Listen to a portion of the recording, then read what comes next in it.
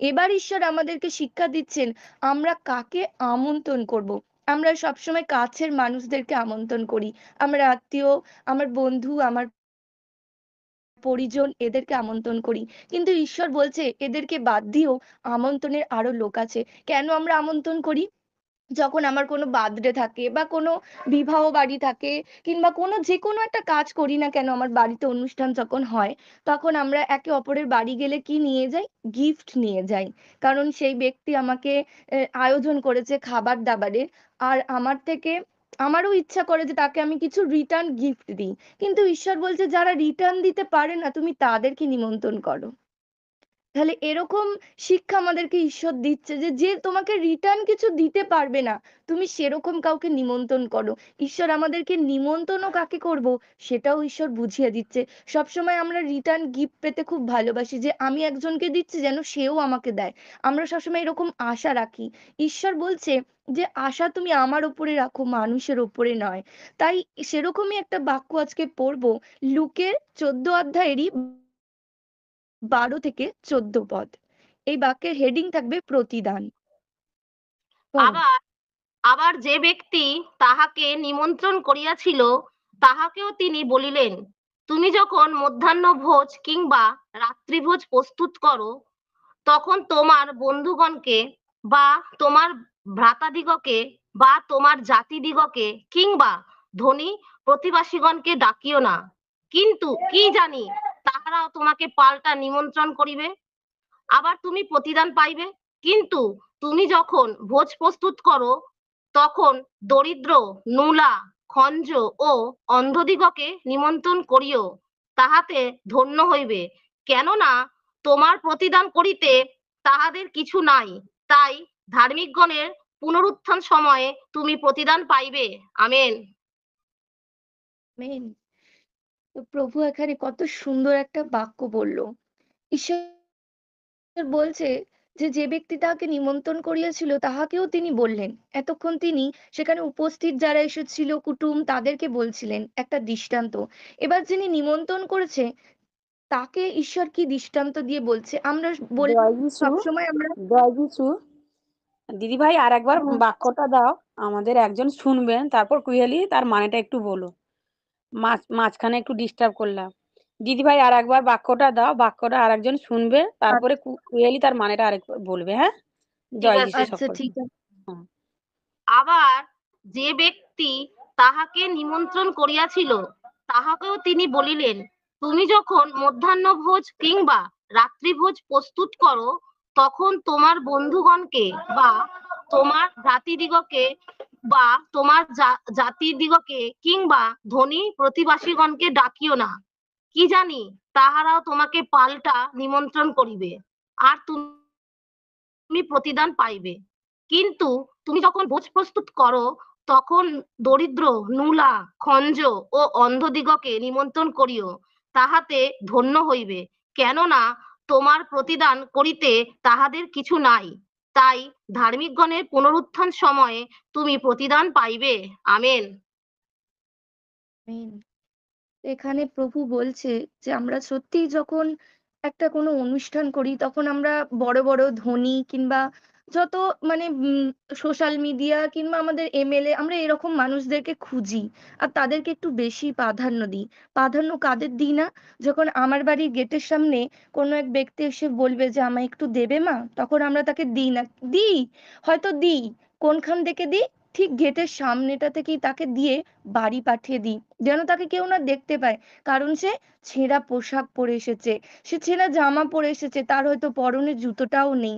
তখন হয়তো আমাদের খুব সেন্টিমেন্ট বা মাইন্ডে লেগে যায়, বাবা আমার বাড়িতে আজকে এত বড় ব্যক্তিরা আসবে আর এই মানুষটা আমার বাড়ি চলে এসেছে, যাও যাও তুমি খাবারটা নিয়ে বাড়ি চলে যাও।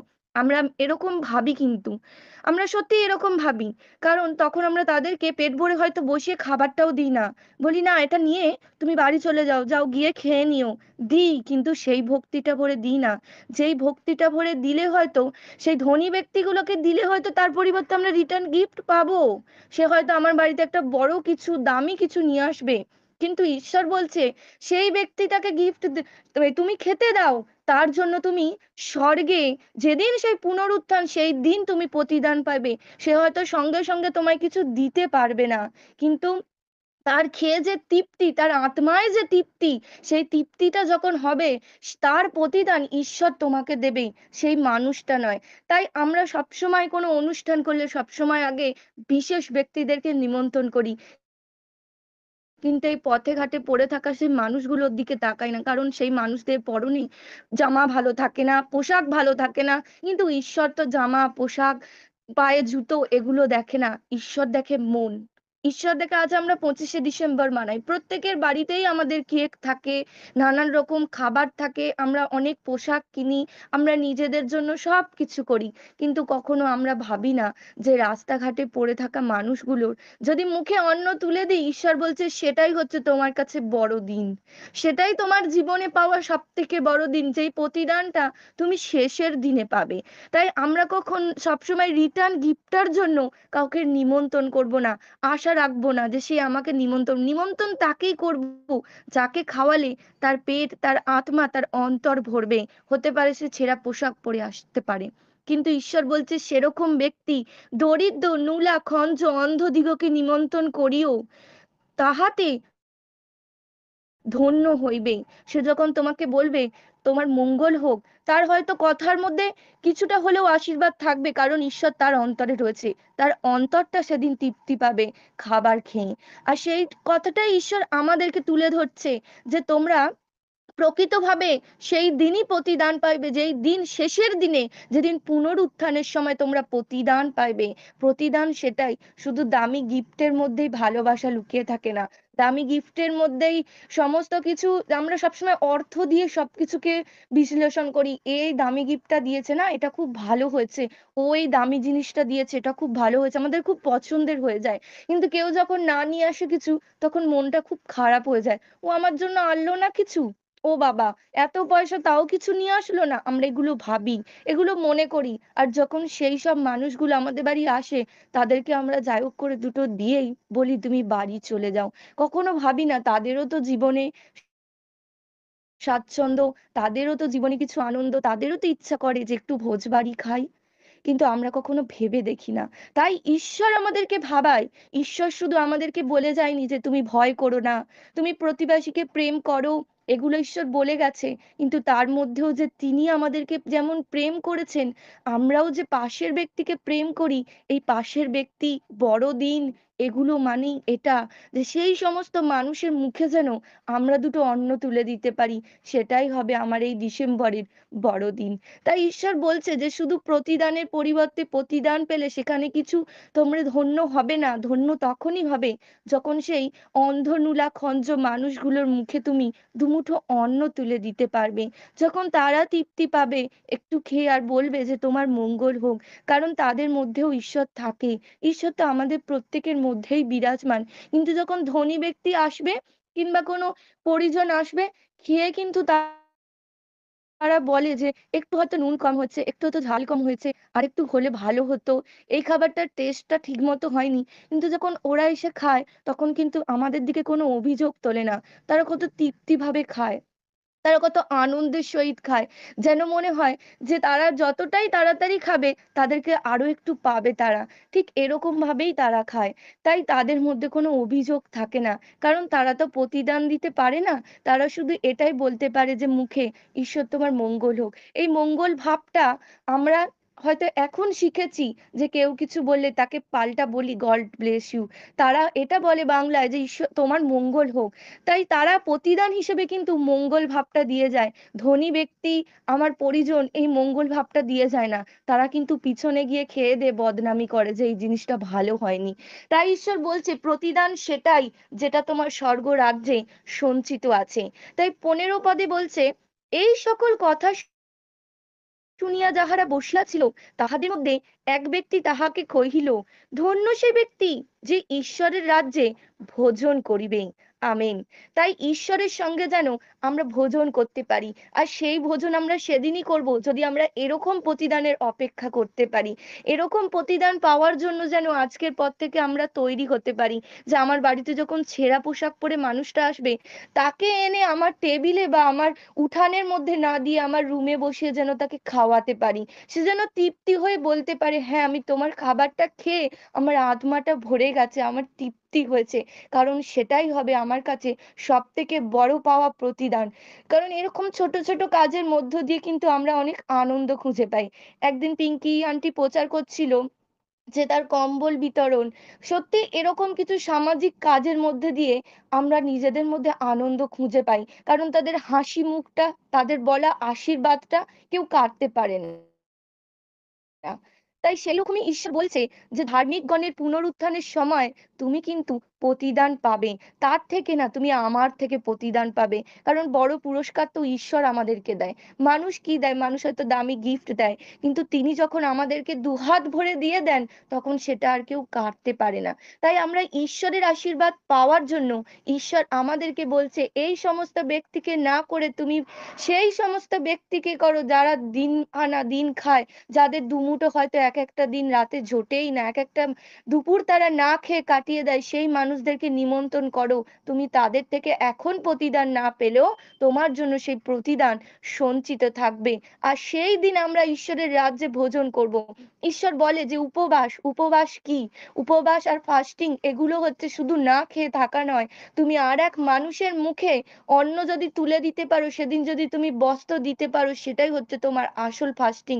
আর আজকের এই 25শে ডিসেম্বরের আজকের এই একটা সুন্দর দিনে আমাদের কাছে বড়দিন সেটাই, যখন আমরা কারো মুখে অন্ন, কারো গায়ে বস্ত্র তুলে দিতে পারবো। কাউকে দেখে ছোট না করে, কাউকে দেখে ঘেন্না না করে তার মুখের দিকে যদি দুমুঠো অন্ন তুলে দিতে পারি, সেটাই আমার কাছে বড়দিন। আর সেটাই হচ্ছে আমার আসল পাওয়া প্রতিদান। তাই আমরা সেরকমই কার্য করব ঈশ্বর আমাদেরকে যেমন শিক্ষা দিয়েছে। ঈশ্বর শুধু বলেনি শুধু ভালোবাসো, প্রেম করো, তার উপদেশের মধ্যে অনেক নিগূঢ় তত্ত্ব আছে যা হয়তো আমাদের বোঝার অগম্য। ঈশ্বর কখনো বলছে তোমরা নিজেদেরকে ছোট করো, আবার কখনো বলছে যে তোমরা এরকম মানুষদেরকে আমন্ত্রিত করো, যেগুলো হয়তো আমরা কখনো ভাবি না। আমার পরিবারও হয়তো এই কথাটি বলেনি, আমার পরিবারও হয়তো এই কথাটি ভাবায়নি, কিন্তু তিনি আমার সৃষ্টিকর্তা, তিনি আমাকে ভাবান, তিনি আমাকে বলান এবং তিনি আমাকে শিক্ষা দেন যে তোমরা এগুলো করো। কারণ তিনি মহান। তিনি যেমন দয়ালু ছিল, তিনি আমাদেরকেও দয়ালু বানাতে চায়। আমরা লুক 6:36 দেখেছি যে তোমাদের পিতারা যেমন দয়ালু তোমরাও তেমনি দয়ালু হও। কিন্তু আমাদের দয়া ভাবটা কোথাও যেন হারিয়ে গেছে। তো প্রভু আবার সেই বাক্যের মাধ্যম দিয়ে আমাদেরকে মনে করিয়ে দিচ্ছে যে তোমরা দয়ালু হও। সেই ব্যক্তিদের প্রতি দয়া করো যার জন্য তুমি আমার কাছে দয়া পাবে। তাই আমরা এইরকম ব্যক্তিদের প্রতি দয়া করব। আমরা কখনো তাদেরকে বাড়ি থেকে চলে যেতে বলবো না। তাদেরকে আপ্যায়ন করব, যেমন ভাবে আমরা নিজের অতিথিকে আপ্যায়ন করি তাদেরও আপ্যায়ন করে খাওয়াবো। তাই সেই দিনই আমাদের প্রতিদান ঈশ্বর আমাদের দেবে। যেই প্রতিদানের অপেক্ষায় আমরা থাকবো, যেই রিটার্ন গিফটের অপেক্ষায় আজ আমরা প্রতিদিন সকালে একত্র হই, সেই স্বর্গরাজ্যে সেই দিন আমরা সেই গিফট পাবো, যেই গিফট আমাদের থেকে কেউ কেড়ে নিতে পারবে না, যে গিফট নষ্ট হয়ে যাবে না, যেই গিফট পচে যাবে না, গলে যাবে না, আমাদের জন্য সুন্দরভাবে ঈশ্বর সুরক্ষিত করে রেখে দেবে। সেই দিন আমরা সেই গিফট পাবো। তাই সেই গিফটের আশায় আমরা প্রত্যেকে থাকবো আর ঈশ্বরের উপদেশ অনুযায়ী কর্ম করে যাব। সকলকে জয় যিশু। যে লাস্ট প্রার্থনা করবে, প্রার্থনা করো। এখানে আমি একটা কথা বলবো, কুয়েলি। বলো। ঈশ্বরকে ধন্যবাদ আজকে এই বাক্যটা দেওয়ার জন্য। এই বাক্যটা হয়তো আমাদের জীবনে দরকার ছিল। কালকে হচ্ছে আমার বাড়িতে পুচকেটা আছে, আমার জায়ের মেয়ে, ওর কালকে জন্মদিন। হয়তো আমরা অনেক কাউকে নিমন্ত্রণ করতে পারবো না, অনেক কাউকে মানে বড় করে হয়তো করতে পারবো না, কিন্তু কালকে প্রতি বছরই আমরা এটা করে থাকি। ওর জন্মদিন যেহেতু ডিসেম্বর মাসে, ওর জন্মদিনের দিন আমরা কিছু বাচ্চাকে আমাদের যতটা সাধ্য মতো আমরা খাবার করে প্যাকিং করে আমরা অত বাচ্চাদের দিয়ে থাকি। আমরা প্রতি ওর প্রতিটা বার্থডেতেই আমরা এটা করে থাকি। ঈশ্বরকে ধন্যবাদ আজকে সেই বাক্যটা হয়তো আমি জানতাম না যে এই বাক্যটা এখানে ছিল, কিন্তু আজকে ঈশ্বরকেও ধন্যবাদ, তোমাকেও ধন্যবাদ যে এই বাক্যটা আমাদের মধ্যে আজকে দেওয়ার জন্য। কে ধন্যবাদ। প্রভু মহান, প্রভু আমাদের সবার বলার আগে প্রভু জেনে যায়। তো মিঠু আন্টি আমাকে রাতে মেসেজ করে যে আমি তখন আর কোনো আমার বাক্য আমার রেডি ছিল না সত্যি। আমি প্রভুকে বলছি, "প্রভু আমি তো ঠিকভাবে প্রস্তুত নেই। আমাকে এরপর রান্না করতে হবে। আমি কি বাক্য দেবো আমি জানি না। তো তুমি আমাকে সাহায্য করো।" তো তখন হঠাৎ করে এরকম ভোজের বাড়িতে প্রভু আমাকে দেখালো। ঠিক এই জায়গাগুলোই প্রতিদান সম্পর্কে প্রভু বলল। তো প্রভুকে ধন্যবাদ দিয়ে আজকের এই সুন্দর বাক্যটা যে সত্যি আমাদের প্রয়োজনীয়তা ছিল এই আত্মিক খাদ্যটার। কারণ এই মাসটা আমরা সবাই বড়দিন মানাই। আমাদের কাছে আসল বড়দিন, আসল জন্মদিন এগুলোই। যখন আমরা তাদের মুখে কিছু তুলে দিতে পারি তার আনন্দটাই হয় অন্যরকম। তার ফিলিংসটা হয়তো কাউকে বলে বোঝাতে পারবো না। যেগুলো করলে হয়তো যখন চোখ দিয়ে জল বেরিয়ে যায়। যে সত্যি এরকম কিছু যখন কারো জন্য করতে পারি তখন নিজেকে মনে হয় হ্যাঁ, জীবনে কিছু করলাম। যে আমার মানুষ হওয়াটা হয়তো সার্থক হলো। কারো পাশে যখন দাঁড়াতে পারি। তো সত্যি প্রভুকে ধন্যবাদ। প্রভু আমাদেরকে সবসময় তার বাক্যের মাধ্যম দিয়ে আমাদেরকে গাইড করে, আমাদেরকে বুঝিয়ে দেয় যে তিনি আমাদেরকে একা ছেড়ে যাননি। তিনি সবসময় আমাদের মধ্যে রয়েছেন। আর আমাদেরকে প্রতিনিয়ত তিনি বাক্যের দ্বারা আরো আত্মিকভাবে মজবুত করতে যেখানে, যেখানে খামতি রয়েছে প্রভু সেই জায়গাগুলোকে পূর্ণ করার চেষ্টা করে। আমাদের মধ্যে কিঞ্চিৎ খামতি তিনি রাখতে দেন না। তাই প্রভু হয়তো আজকের এই বাক্যটা আমাদেরকে এই জন্যই দিয়েছিল। প্রভুকে ধন্যবাদ। কোয়েলি, প্রভুকে ধন্যবাদ।